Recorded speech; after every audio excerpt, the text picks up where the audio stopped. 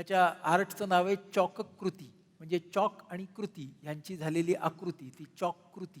तो ये इतना नॉवेल है, आपको ये कैसे मिला? पहले से मैं एक आर्टिस्टिक हॉबीज से जुड़ा हुआ हूँ. I like this artistic hobbies like water painting, pencil sketches. हाँ, वैसा कर रहा था मैं स्कूल में. हाँ, then teachers used to call me to board पे बुला के एक डिक्टेट करता था नोट्स स्टूडेंट्स को. I had a good handwriting. तो I आपको don't have. Yeah, ब्लैकबोर्ड पे लिख I used to write very neatly in single lane. So I've always been in touch with chalk. Chalk. यानी एक बाजू chalk था, हाँ, जिसका उपयोग आप हस्ताक्षर के लिए कर रहे थे. हाँ, हाँ, दूसरे बाजू कला के प्रति आपके मन में प्यार था. दोनों मिल गए. हाँ, हाँ. लेकिन वो मूवमेंट याद है आपको कि कैसे मिले? मैं तो डिवाइडर और कॉम्पास यूज करता था. वो मैं ज्योमेट्री बॉक्स में था. पेंसिल से चॉक पे ड्रा करता था. ओके. सो ब्लैक आउटलाइनिंग मिलता था उससे. हाँ. पेंसिल से करने से ब्लैक Black आउटलाइन outline मिलता होता है. था. Then I used to hollow the chalk from this end to this end. So again the same compass, divider, safety pin, वो सब यूज करता था मैं. Then I started something like carving letters on a piece of chalk using sharpener blade. अच्छा, sharp. Sharpener blade. हाँ. Then ये 1-2 साल ऐसा ही चला गया. Next, so this was done by attaching 2-3 chalks together. आप देख सकते हैं 2 कलर है इसमें, white और kind of yellow or some. Both I have not used any paint वगैरह कुछ नहीं यूज किया है मैंने. Both are chalk only. That is अच्छा. white chalk. This is yellow chalk. And Fevicol use किया to attach. Then this is again 10-12 years back. आप देख सकते हैं again blue color, white color, brown color, 3 रंग देख रहे हो आप. Again that blue strip is of blue color chalk, not any paint. I have done the interface in brown color chalk, then applied white and blue color chalk on top of it to look like it's a cloth. This went on for some 2-3 years, say some 4 years. 4 साल तक यही चला. Then engineering भी college शुरू हुआ. Then I just stopped it. कोई intention नहीं था, लेकिन this was not so serious, and so it got stopped. यानी वो अपने आप बंद पड़ गया. हाँ. 4 साल I didn't do any 4 साल ब्रेक हो गया. complete break. Complete break. I didn't do even one chalk art like this. Then HCL में job मिला. हाँ. चेन्नई गया. वहाँ टाइम पास करने के लिए मैं सोचा क्यों मेरा हॉबी, ओल्ड हॉबी क्यों ना शुरू करूँ फिर से. I had always this dream and wish to carve something in single chalk. Then first try किया था महावीर तीर्थंकर. महावीर तीर्थंकर ये एक चाक पीस में करने को कोशिश किया. फर्स्ट अटेम्प्ट में ही मैं ही दंग रह गया. I mean, I was so surprised I could get that Mahavir Tirthankara sitting posture wala in less than this, at the tip of this, not even 1 inch, maybe not even ½ inch, maybe 1 centimeter. Then I thought of doing all 24 Jain Tirthankaras. ये 5 महीने लगा मुझे. 5 महीने amidst my office work. My first big chakrati. This is the first chakrati. So it has got Durgama. I mean, Durgama has got 10 hands, each with a weapon, different weapon, and Mahishasura. Yeah. And Mahisha is buffalo. You can see there, and you can see some here buffalo. Then lion. Oh. So this took me some 30 hours. Oh, योगासनाच. Yeah, a Surya Namaskar wala. सूर्य नमस्कार. This was done for this yoga day. लेकिन ये करना एक योगाभ्यास है. ये मेरे लिए यही योगा है. चाक यही? योगा. चौक योगा. चाक योगा. चौक योगा के लिए किन चीजों की जरूरत है शरीर में और मन में? Physically, you need to have sharp vision. That is the must one. I mean, and one more thing is the hand. I mean, when you're dealing with teeny objects, आप छोटे छोटे objects पर काम करते हो, hand shiver होता है. वो स्थिर रहना चाहिए. हैंड जैसे कि आप एक थ्रेड को नीडल पे डाल रहे हो, you will shiver a bit. I mean, you will. So hand तो stable होना चाहिए. या दो physical. ये बातें हैं. This is 1 inch by 1 inch width and 1.5 inch height. एक match box size का. Yeah, I mean, it has got 4 wheels, 2 elephants, 1 ladder, and it has some 13 different pieces attached together. Oh. You may not see where the attachment is. I mean, you may not find out where it is. Yeah, again, it took me some 80 hours, 80 of 1.5 month. यानी मानसिक दृष्टि से patience की बहुत जरूरत है. हाँ, मानसिक, yeah. Oh, the first thing you need to have is patience. Extreme patience you need. अच्छा, कभी-कभी ये टूट जाता है क्या? यानी sorry to ask but ये बात है कि मेरा 99% of my carvings are first time outcomes. I mean, single attempt outcomes.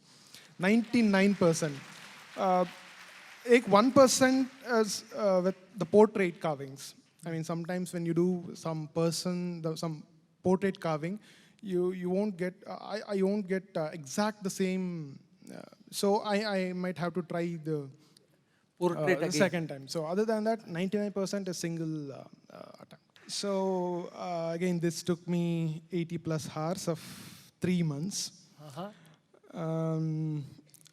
A palm may, I mean, it can hold this like this big head is, I mean, only this much.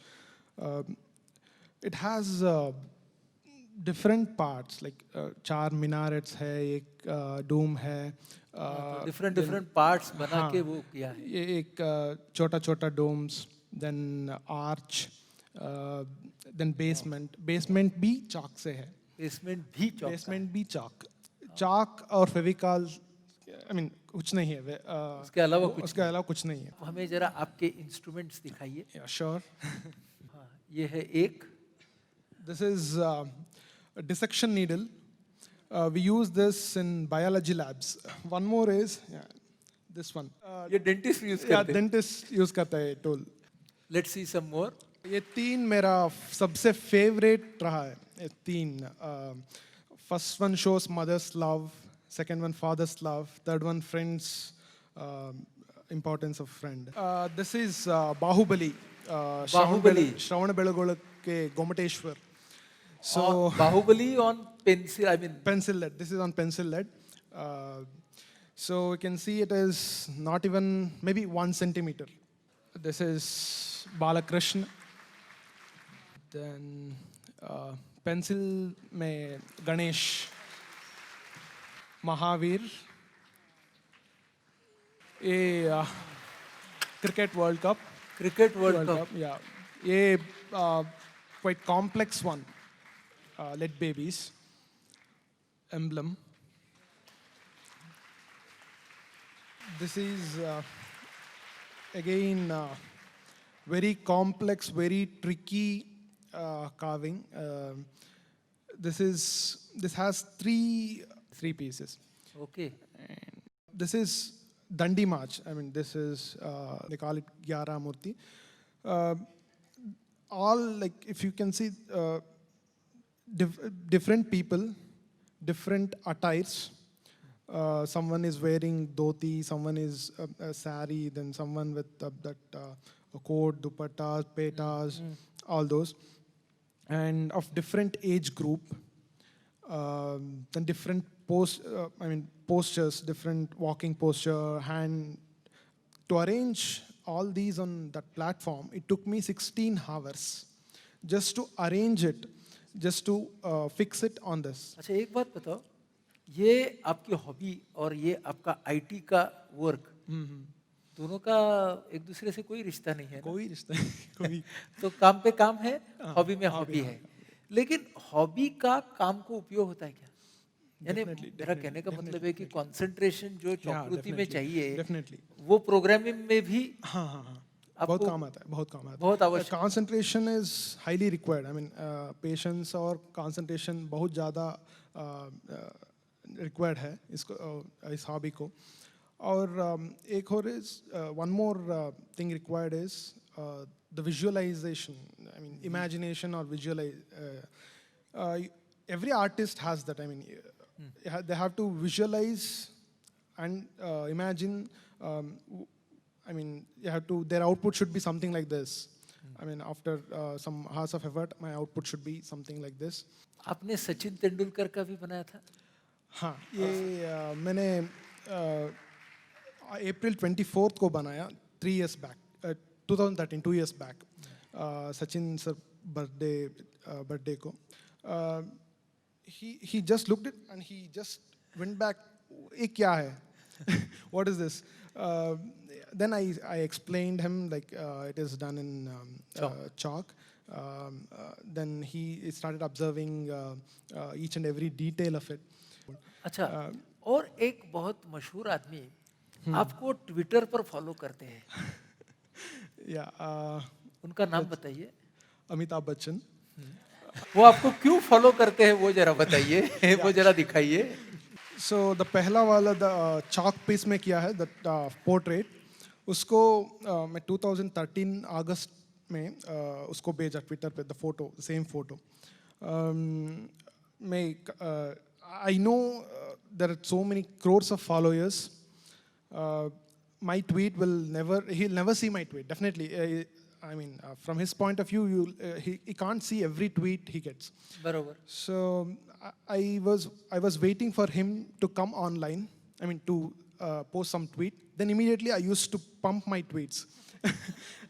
Some 10-20 tweets I used to pump. Then again, for 1 week I didn't get any response. But I got response from Twitter. I mean, scolding me. We got to know you are pumping too many tweets to Amitabh Bachchan person and you are spamming him. Then it was blocked for some hours. Then one fine day, I keep notifications for his tweets on mobile. So whenever he tweets, I get notification. A Twitter option है. So एक रोज मुझे notification आया. Just Amitabh Bachchan tweeted something, and then immediately again I started shooting my tweets.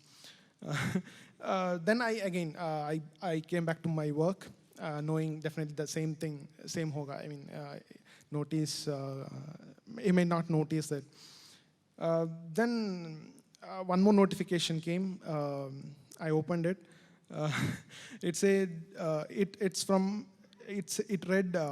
Amitabh Bachchan replied to your tweet. Then I was so excited. I had a small smartphone then, so I was so excited, and I was trying to open it so fast. Twitter, it got hanged and switched off. Then I opened it on my laptop, and then he said, "It's so remarkable. Thank you, and I'll share it on other mediums too." Then he shared it on Facebook and everywhere. That was one memorable experience. I mean, lifetime cherishable experience. तो आपके hobby ने आपको ये लोगों के साथ आपको contact KIA, इतनी बड़ी ये हॉबी है। अभी ये हॉबी का हम एक डेमोन्स्ट्रेशन देखना चाहते हैं। हाँ, हाँ? Sure sure. तो हम कुछ देर के लिए आपको डिस्टर्ब नहीं करेंगे। श्योर। हाँ? और तब तक हम नीलिमा के साथ बात करेंगे। हाँ, हाँ. नृत्यकला आणि चित्रकला या दोघांच्या मध्ये तू पारंगत आहेस. दोन्ही कलांपैकी कोणती कला तुला प्रथम भेटली? चित्रकला आधी भेटली. कारण शाळेमध्ये असताना दातार सरांनी सांगितलं की तू ड्रॉइंगची परीक्षा दे, तुझा हात चांगला आहे. त्यामुळे ड्रॉइंग पहिलं भेटलं. आणि आमच्या सोसायटीतच राहणारी एक मुलगी टेक्स्टाईल डिझायनिंग करत होती जे स्कूल ऑफ आर्टमध्ये. बर. तिच्या माध्यमातून मी जे स्कूल ऑफ आर्ट हे नाव पहिल्यांदा ऐकलं. तिच्याबरोबर मी ला जाऊन आले, तेव्हा मी शाळेतच होते 8वी-9वीत. बर. आणि मग मला असं वाटलं की हां, कुठल्याही अभ्यास शाखा घेण्याच्या ऐवजी मला हे जास्ती आवडेल. ते मनात बसलं होतं तेव्हाच. की म्हणजे हा अभ्यास नाही. हा अभ्यास नाहीये. कारण अभ्यास म्हणजे ते बसा, ते करा, मेमराईज करा, मग ती परीक्षा द्या. त्यापेक्षा हे छान आहे, चित्र काढायची, असं एक त्या शाळकरी वयामध्ये डोक्यात बसलं होतं. पण नृत्य पण तेव्हा भेटलं होतं. माझी धाकटी बहीण तेव्हा केतकर सरांकडे कथक डान्स शिकायची. बर. तर मम्मीनी असा विचार केला होता, मी थोडीशी खूप बडबडी आणि चंचल अशी होते, तर तिने मला गाण्याच्या क्लासला घातलं. आणि तिला डान्स, ती जर अशी अबोल, अशी थोडंसं मेलो एक्सप्रेशन देणारी अशी होती, तर तिला डान्सच्या क्लासला घेतलं. तर मी गायची, पण तिच्याबरोबर तिचे थोडेसे तोडेही करायची. असं सगळं म्हणजे सगळं करायला आवडायचं. त्यामुळे नृत्यही भेटलं होतं. पण नंतर मात्र मग मी जे स्कूल ऑफ आर्टमध्ये असताना खरी गंभीर सुरुवात झाली नृत्य शिकायची. बर. म्हणजे एका बाजूने चित्रकला शिकायची गंभीर सुरुवात झाली हो. जे स्कूल ऑफ आर्ट मध्ये. आणि तिथे मग तुझा भ्रमनिरास झाला का थोडा की तिथे आता अभ्यास करायला लागला म्हणून? नाही, तिथे मी खूपच एन्जॉय करत होते. इनफॅक्ट चित्रकलेच्या सगळ्या अंगांचा विचार करता करता आम्हाला एक एस्थेटिक्स नावाचा विषय नव्याने सुरू झाला, चित्रकलेचं सौंदर्यशास्त्र. आणि त्याच्यामध्ये मी अशी एक गोष्ट ऐकली. मिलिंद मालशे आम्हाला शिकवायला यायचे.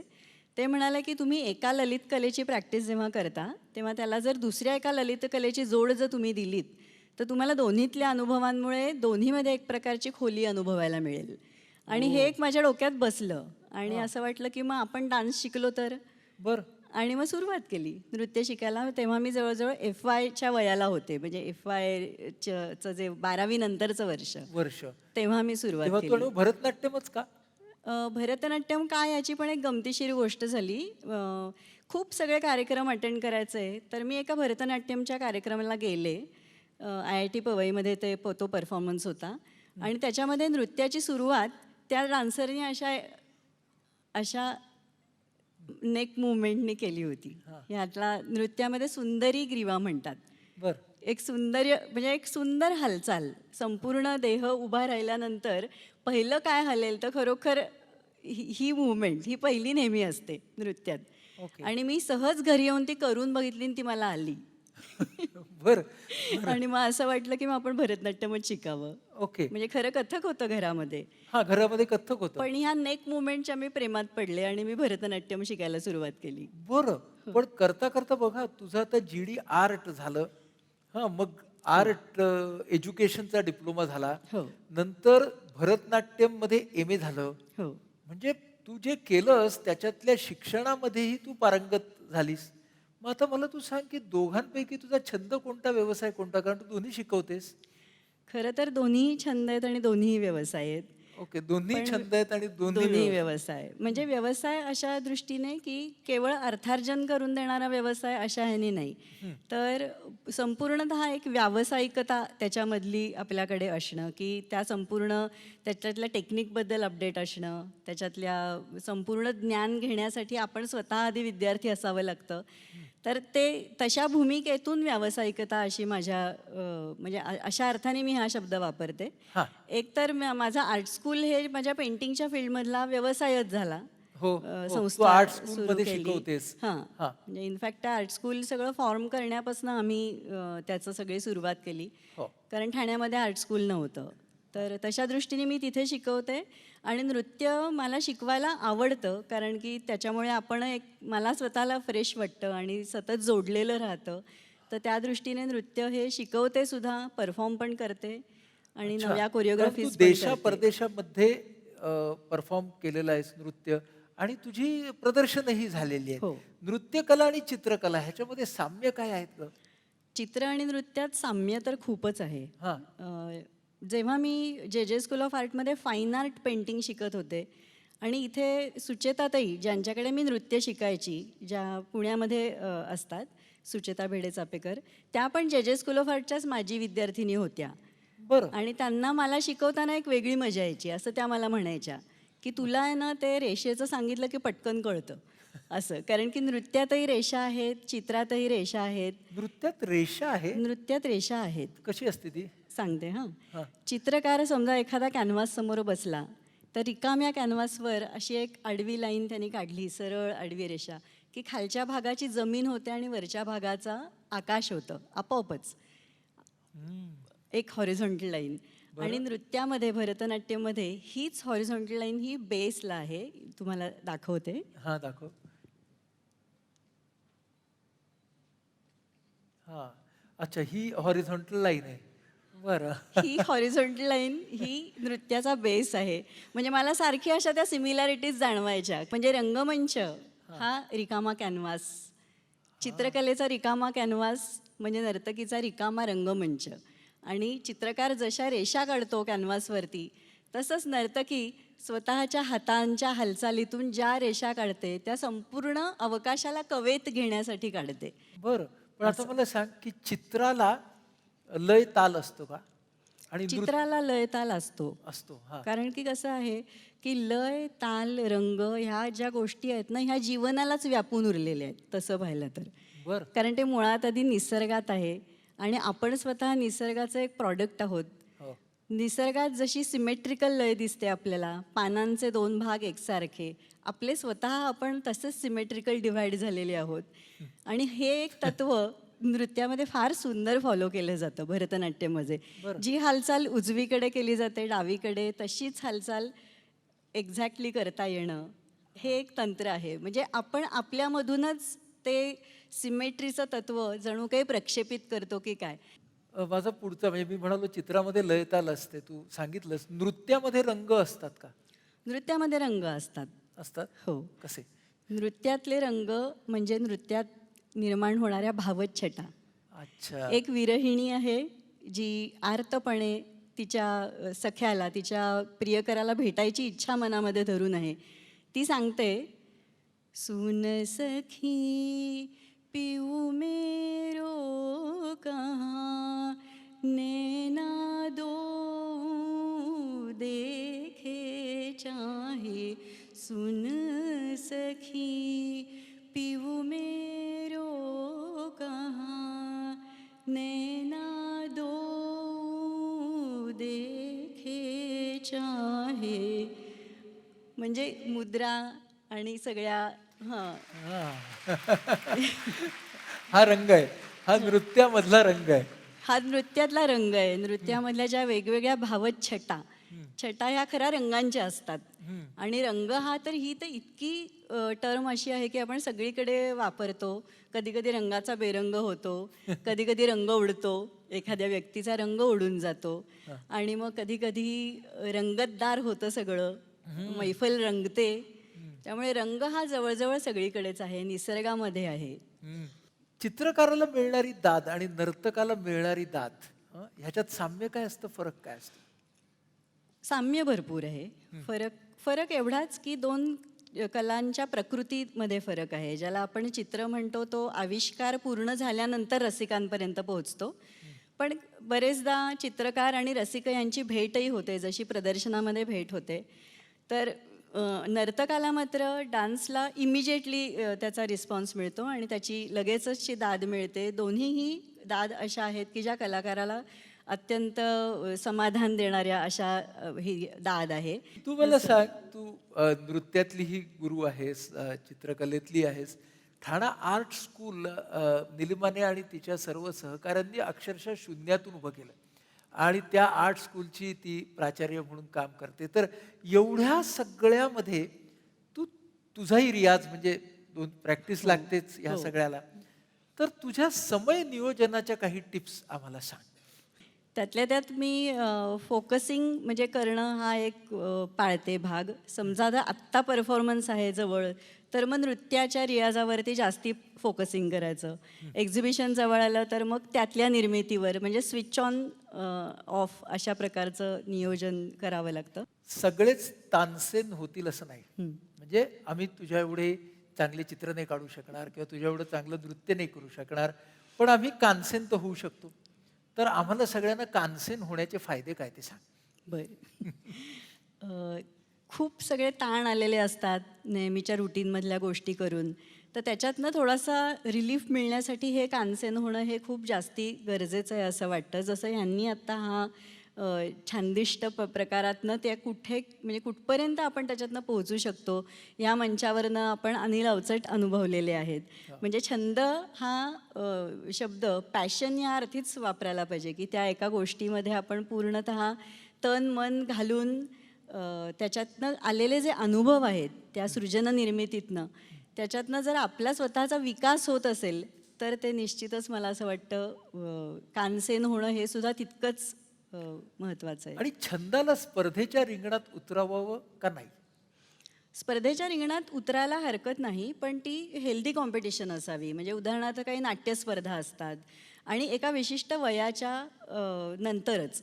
म्हणजे छोट्या मुलांच्या स्पर्धा घेतात ते योग्य नाही आहे. 5-7 वर्षापर्यंतचे जी मुलं आहेत त्यांचं नाटक असू दे, गाणं असू दे किंवा चित्र असू दे, ते इतक्या उत्स्फूर्तपणे सगळं व्यक्त करत असतात की तुम्ही त्याचं तरतम भाव करूच नाही शकत.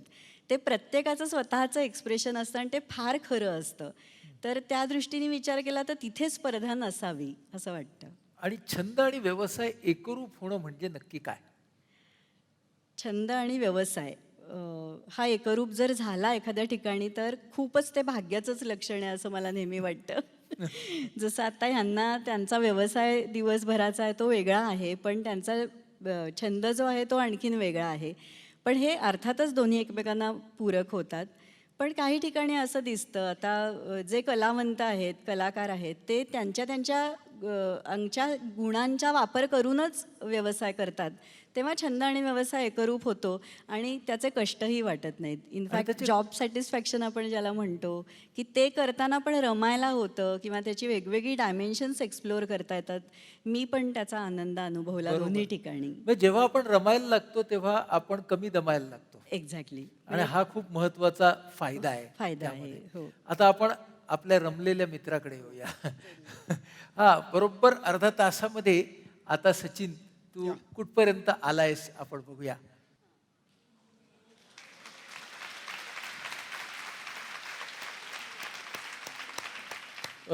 Thank you so much Sachin. Sachin आणि निलिमा ह्या दोघांनी आपल्याला खूप महत्वाच्या गोष्टी सांगितल्या. एका बाजूला कॉन्सन्ट्रेशन, एकाग्रता आणि पेशन्स, त्या धीरातून निर्माण झालेली कला, तर दुसरीकडे चित्रकला आणि नृत्यकला यांच्या मिलाफातून तयार झालेली कला. माझी खात्री आहे की निलिमा आता शिकवते आहे आणि सचिनकडे आता लवकरच विद्यार्थी जमायला लागणार आहेत. आपका जो पहला एल्बम निकलेगा ना इन फोटोग्राफ्स का, उसका टाइटल क्या होगा? आई वुड से छायाकृति. Wow wow, fantastic. आप दोनों का बहुत बहुत शुक्रिया. आज आप दोनों हॉबीज जी रहे हैं, right? End that is so important that you live the hobby that you have.